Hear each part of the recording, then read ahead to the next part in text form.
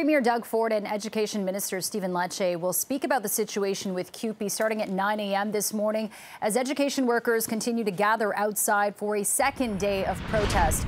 We're live outside of Queen's Park this hour. As you can see, it is already looking busy. Thousands of education workers are resuming demonstrations today here and at PCMPP offices.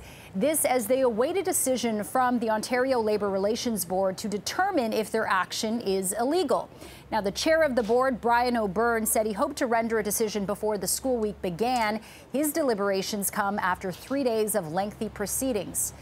So as a result of this, here's the situation at GTA school boards. The Toronto District School Board, Peel District School Board, and York Region District School Board all say students will do asynchronous learning today. If necessary, those schools will move to remote synchronous learning starting tomorrow. Meantime, the Catholic boards in Toronto and York Region will begin synchronous learning today. The Catholic board in Peel says synchronous learning may take a day or two to become fully operational. Right before, during the pandemic, it's really hard to get the kids to focus. I have my own obligation to take care of them, going to work and managing my own schedule. It impacts mostly my wife because I work, and she wanted to start working soon, and then now she won't be able to work because she has to take care of the kids at home.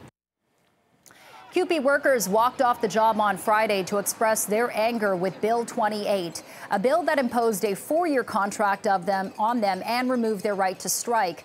The union faces fines of up to $4,000 a day per employee and up to $500,000 per day for the union. Lawyers for the province say failing to declare the demonstration illegal would undermine the government's labor laws. Meantime, experts believe that this will be a hard and perhaps lengthy battle. So I think the board will have a hard time parsing out the facts and the arguments of the parties. Again, this was many hours of deliberation, and that was because ultimately this is a new situation, and I think the board really wants the parties to feel heard. I think the board also knows that any decision that they make will be appealed by the loser. It'll likely be appealed to the divisional court and with leave, so on and so forth through judicial review. So ultimately, the board understands this will be a very important decision. However, it will ultimately fall to the people after the 5 years of the notwithstanding clause declaration runs out, and during that time to go to the polls and decide if this is something that they would want the government to do, essentially. In a move of solidarity, national and provincial labor leaders will join CUPE President Mark Hancock in Toronto this morning.